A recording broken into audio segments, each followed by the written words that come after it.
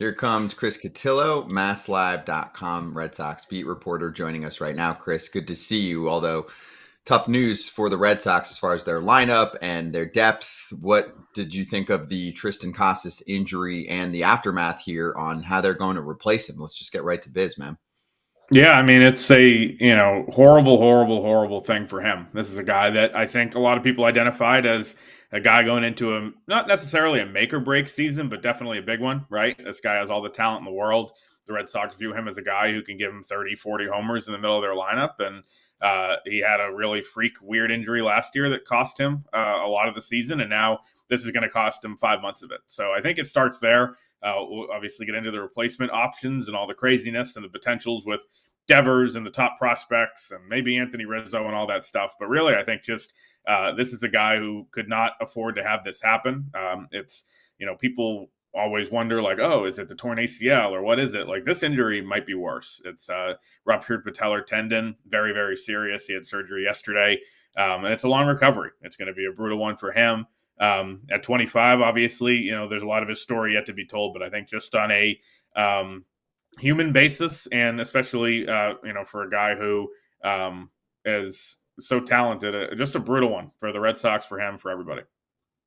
Is there any, before we get on to other guys playing other positions, is there any other players recently that have had a ruptured patella tendon? It feels like that's more of a football type of injury from Yeah. what I was looking at. So, like recovery wise, do we have any even timeline or like prognosis of how much this will linger for him? Yeah, I looked it up. I did the quick Google search, and I think Edwin Diaz, I think when he got hurt in the WBC, I think that's what it was. Um, Not 100% sure. It's Mr. Cotillo, not doctor. So, but I just think it's one of those things that you do see with, offensive linemen. You see that with like a lot of offensive linemen have it happen. Patriots had a guy, Cole Strange, who had it happen too, because it's the planting and obviously those big bodies. But this is not something you see from a guy running down the first base line. Like he did it before he hit the base. He was trying to avoid Ty France running down the line on a dribbler and just like took an awkward step running at full speed trying to beat it out. And the tendon completely, ruptured, snapped, whatever you want to call it. It's a gruesome one. I think when a guy's stretchered off and there's that amount of concern right then, as there was, it looked bad and it turned out being that way. So nothing minor at all. Are you surprised at how much Alex Cora was just staunch in his approach that Rafael Devers is not going to be playing first base? Like even before the injury, I'm pretty sure his quote was, "He will not play in the field this year." And then Mm-hmm. after the injury, he doubled and tripled down on it. Are you surprised at that in the sense of how he approached it and not like, "Hey, we're open, we'll see"? Yeah, I mean the Red Sox, I think, as a lot of these teams do now, like they take the "we're open to anything, we're open-minded" approach all the time. We talked to Breslow like 5 minutes before we talked to Cora the other day, and he was asked that question, and he said, "We haven't ruled anything out. We would not rule Devers out. It's not like he said, oh, we're going to try that." And 5 minutes later, we go up to do the Cora pregame presser, and he said, "From my end, no, we're not going to do this. We asked him to be the DH. He didn't like it, but he came around. He's hitting well now. He's hitting rockets all over the field. Like, let's just keep him where he is." And I think that's kind of the organizational take, that they're having some self-awareness that, we just, in their mind, they just got through basically kind of a big storm with Devers. I think people thought it was a media creation and stuff. I think people thought it was just controversy for controversy's sake, but he was really upset with how it went down when they moved him off third base to DH. I don't think they handled it behind the scenes, being upfront with him about the Bregman pursuit, about the Arenado pursuit, and what it would mean. Cora even said publicly Bregman could be a Gold Glove second baseman. That was kind of a smokescreen.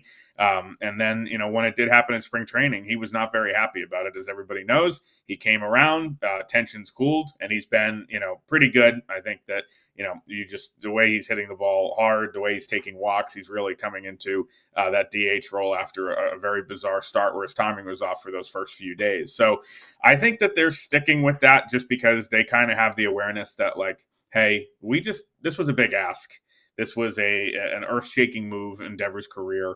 He came around. We're in a good spot with him. let's not, upset the apple cart, whatever the phrase is again. I think the wild card in this is if Devers walks into Cora's office and says, hey, I like playing the field and I think I could do this. Let's start working me out at first base. If he does that, if he initiates it, I think all bets are off. But at this point, they're sticking with at least yesterday and Saturday, and probably for tomorrow, rain pending against Texas, Romy Gonzalez and Abraham Toro, and they're assessing from there. Why would Devers do that though? They've been so adamant about him. I wouldn't do that if I was Rafi Devers. I'd be like, you need me to play first, you come to me. I mean, Alex Cora has been adamant. No, he's never going to play the field, basically. Like, if I'm Rafi Devers, I'm like, I'm just getting comfortable. No, I'm not doing it. Why would I? You guys treated me this. There's no reason for him to do that. Be like, I'm the DH. You guys figure out the rest. Yeah, I think I completely agree that it's his right to, if he wants to have that stance, that is totally within bounds. And I agree, probably the way that I would personally approach it if I had any athletic talents whatsoever. With him, like, there is a chance, though, that he has this chip on his shoulder thing where he wants to prove that he can play the field because he liked it so much at third and was so, worked really hard at it. And, the results with the errors and stuff didn't always bear out, but he, was a guy that worked tirelessly with the infield staff, all that type of stuff. It was a big piece of his routine, his day-to-day, obviously. I think there's a world in which he says, like, hey, like, I want to do this. Maybe not. We've tried to ask him a couple times the last couple of days. He's decided that he doesn't want to take the questions right now, again, within his rights. And as I tweeted yesterday, not a big deal. So I don't know where he stands on this. And I don't know where Breslow stands on it, but we do know Cora doesn't want to do it. And I think that was pretty interesting. What's the real plan then? I mean, are they going with Romy Gonzalez and Abraham Toro for the rest of the season, or at least until the trade deadline? I mean, we're going to host a Baseball America Hot Sheet show later on and talk about this. So I'd like to ask you as well. Roman Anthony is pretty damn good. It looks like he could hit in the big leagues right now. It's a very competitive division, and you want to make sure if you're the Red Sox, you get back in the playoffs. It has not been good times the last few years. He is capable of playing first base. It sounds like they already shot that down as well. Why? Yeah, I just think with Roman Anthony and Marcelo Meyer, these guys are so young and they want them developed at their positions. On the defensive side, Marcelo's pretty good and Anthony's made strides in the outfield. They moved him to all three spots. I think that, with guys that are that good, even when they hit tools, probably big league ready, like, they don't want to add another wrinkle to the development right now and have them play a position that neither of them have, really at any level. Maybe in the future, maybe they have this conversation down the line. I think, where those guys fit in, I think there's 0% chance either of them play first base for the Red Sox this year. I do think there are ways where the Red Sox could, figure something out. It's a little hard when you look at who they have in the outfield. But, is there a world in which Christian Campbell gets to first? Kind of the same thing we're just talking about, right? Like, he's a top prospect, even though he's been in the big leagues for a month. Do they want to add another position to him? Maybe not. But maybe Marcelo Meyer comes up and plays short and Trevor Story goes to first. Like, I wouldn't rule that fully out. Right now it's Romy and Toro, and I think they are looking at that opt-out market. Last year Casas went down and they got Garrett Cooper and Dom Smith to platoon. I don't think that options like that are really premier options for them, just because they know now, unlike they did last year, that Casas will be out the rest of the year. They didn't know when he was going to come back. And also, this team has designs on, really contending and hopefully for them being among the best teams in the AL. And so the ceiling is higher. So therefore, the ceiling should be higher on who they replace Casas with, higher than Dom Smith and Garrett Cooper. And Dom Smith was okay. I think the wild card here, and you guys might know the situation better than I do, is Anthony Rizzo. I don't know if he has interest in playing at this point. I don't know if the Red Sox have interest in bringing him in. If he's going to demand a major league deal with a $4 or $5 million salary, I could doubt that they would do it. But if he is going to take a minor league deal, something he said earlier that he didn't want to do, maybe they bring him in, see what he has left in the tank, his original organization he was drafted by. Maybe that's your bridge to the trade deadline. I don't know. I mean, I think that everything is on the table, but I do, as you said, find it hard to believe that Gonzalez and Toro are the options for the next, 5 months. I just don't see that being the case. Right now, I think they need a solution to get them to the trade deadline at minimum and then address it from there. Or, that kind of drastic Devers thing, or, maybe Rizzo comes in as good. Who knows? But it's a position where they definitely didn't have that much depth. Like Romy was playing when Casas wasn't, starting against lefties at AAA. They've worked Von Grissom out there. He's only played 4 or 5 games just in an effort to get some more depth. So, the injury is obviously brutal for Casas chiefly and for the Red Sox lineup, but it's also at a position where they just don't have bodies. It is complicated enough to figure out what type of car you want. But when it comes to pricing and best time to buy and all of that information that you're looking for, Car Gurus is the only destination that you should be thinking about, Kratz. Why? Because I don't have to question what the price is. It's going to be there. If the price changes and comes down to where I want it to be, bang, I get a notification. Car Gurus is giving it to me straight, and this is how I want to purchase a car. Not fast. I just want to know what's going on. With over 4 million listings, Car Gurus has more car listings than any other major online automotive marketplace in the U.S. So you can find the best deal, and it's no wonder SimilarWeb estimated traffic data shows Car Gurus is the #1 most visited car shopping site. So you can buy or sell your next car today with Car Gurus at cargurus.com. Go to cargurus.com to make sure your big deal is the best deal. That's cargurus.com, cargurus.com. I was just going to say, getting offense at first base, I feel like there's offense to be had. This team's defense is not very good, and first base is a cornerstone. Would it be easier for them to find defense and not forego offense? But ultimately, if your first baseman isn't good, your infielders stink too, because normally you have a really good first baseman when your infielders win Gold Gloves because they're picking stuff. Is that a route that they're willing to go to, or are they just thinking, you know what, if we can find any kind of offense or just a warm body over there? Yeah, I mean, I think the defense part of it is very, very important. That's the reason, one of many, but one of the big ones that they went out and got Bregman and moved Devers, because their infield defense has not been very good for a long time. Second base has been a revolving door. Story has been hurt, so they've had to have these constant, fill-ins at short too. But Devers is always, near the league lead in errors, as hard as he does work at it. So I think, installing Bregman and Story, a very professional, at times elite left side there, I think was important to them, because they knew that Campbell, there might be a learning curve at second. He settled in and been okay. And Casas, the big body and, okay amount of major league experience now, I think they were okay with, but, we're always looking for ways to improve. So I think it's an important piece of it. They weren't getting a ton from Casas offensively already. I think that they thought he was going to go on a big heater and be, really good, as things heated up here. But at this point, it's almost a beggars can't be choosers thing, right? Like, it's May 5th. This is not a time where you can go out and get a lot in the way of options that are out there. Big trades usually aren't made. So I think, they're going to have to, it's not going to be a perfect solution, whatever it is, right? And guys are going to have to move around. If one of these top prospects was a first baseman, it would be perfect. Other than that, there's just not one.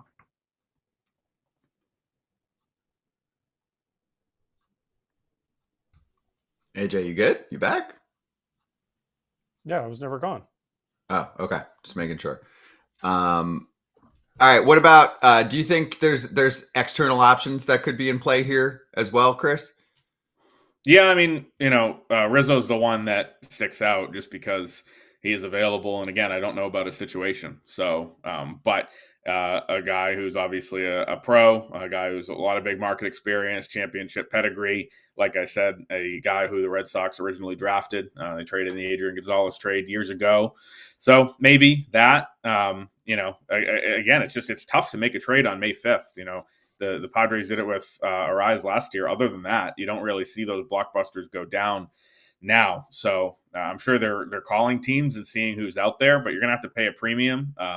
So, like I said, a bridge that gets them to the trade deadline to where they can really address it might make the most sense. But I think they're open to really anything other than Anthony or Meyer moving to first on a whim. All right, let's move to Walker Buehler. We haven't really covered that one yet either. So what do you know about his injury? Yeah, he talked yesterday for the first time since going down, and he was really upbeat and really pretty sure that it's nothing major at all. He said he learned from Max Scherzer when they were teammates in LA that if you can't throw through the ball, then it's not something you can pitch through. And his last 3 starts, even though he's been pretty good, he's had a really good 4-start stretch. he just didn't feel like he was, delivering at the level where he was comfortable. And he said he had a shoulder thing that no one ever talked about. It was never public before. That was a grade 3 tear in his shoulder years ago. Similar. So he was really terrified and worried it was something serious. But the MRI showed bursitis. He is going to be back throwing today. He hopes to miss just 2 or 3 starts. And this is a guy who, talk about an X factor for the Red Sox. If you can pencil in Crochet being really, really good every 5 days, they need a number 2 to step up. Buehler, Bello, and Houck all in that mix. Houck has not been great to start the year. Buehler's been up and down. Bello, was hurt. So they need somebody to be that number 2. Buehler's obviously the guy with the most experience of that group, and I think a guy who has plenty to prove this year on a 1-year deal. So he wants to be back sooner rather than later, and I would guess somewhere around May 15th, May 20th he will be. Chris, we're going to get to something a little bit more positive, actually a lot positive. Huge signing in the offseason with Alex Bregman. Could he have done anything more coming in on the contract that he came in on than he's done so far? No, it's been unbelievable. I mean, home, road. He had a couple of errors the first couple of weeks that put him in a bad spot. Maybe that'll be the negative option there. But offensively, this is a guy who's always started slow. His OPS is way lower in March/April than it is in all the other months of his career historically. It's been a thing in Houston. It's something Scott Boras even brought up in the introductory presser in Fort Myers. But he has been incredible, big hits, run producer, homers, wearing out the monster, a stabilizing force at third, clubhouse leader, all that stuff. I mean, it's going to be, fascinating with the opt-out decision at the end of the year. But he has, if he, plays well enough where he does opt out, the Red Sox will be in a good spot because that'll mean that he produced all year. He's, showed no signs of slowing down. And he's a guy that's just been excellent, especially offensively. I think some of the cold weather games he didn't love on the defensive side of things. It was 35 degrees at first pitch one night, but he's been, a lot better the last few weeks. And he's been, if the $40 million a year, I know it's deferred, but that looks like an underpay. What is the history with the Red Sox not letting him get to free agency? Finish the job that they did when they went out and got him, and they went 40 a year. Yes, deferred, but 40 a year. Hey, you're making a big commitment. It seemed like the Red Sox were all in. You went and got Crochet. You gave up a few, some of your prospects. Why would they pull back if he's done what he's done? I know he's a Boras client. Boras clients don't extend very often, except Boras clients that go to free agency and don't quite get what they want. Are the Red Sox inclined or ever in a position to do that?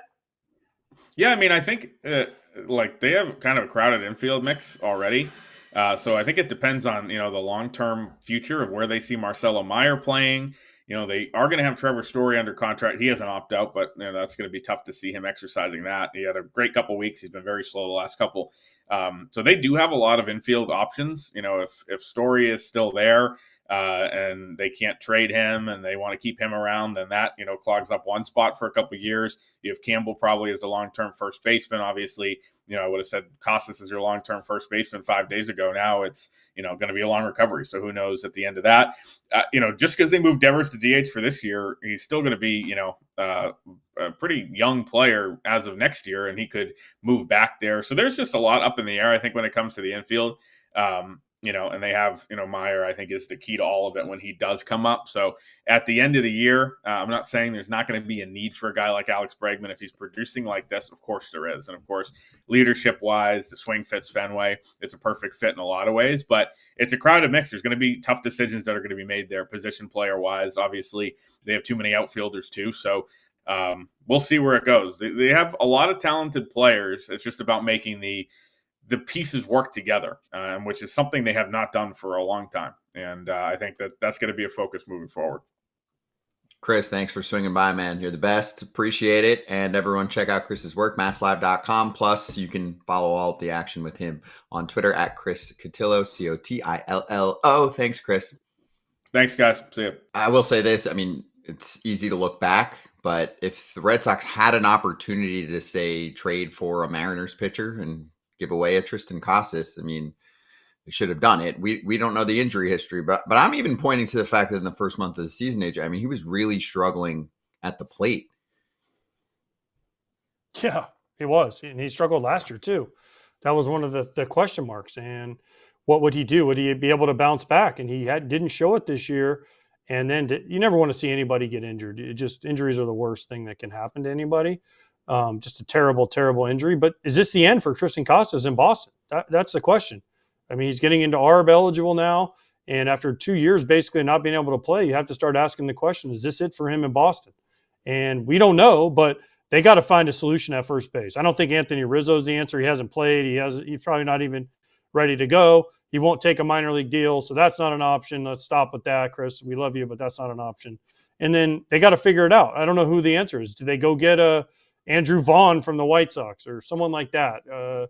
Bobby Dahlbeck was just DFA'd from the White Sox. I don't know. I'm just thinking of names that you could try there because they need somebody. Romy Gonzalez and Toro, I don't think are the answer either. So what are the Red Sox going to do? Because they've made this push to be a team that can compete, but you need a first baseman. Maybe that's why they didn't want to get rid of Triston Casas. They didn't have another first baseman. They didn't feel like it was a position that they had depth in.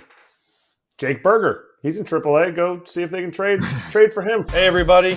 Be sure to like and subscribe for more content. We're back here every weekday, all year long, so do not miss an episode. The videos are coming in all day. Here's another video you might enjoy. Baseball the way it should be covered.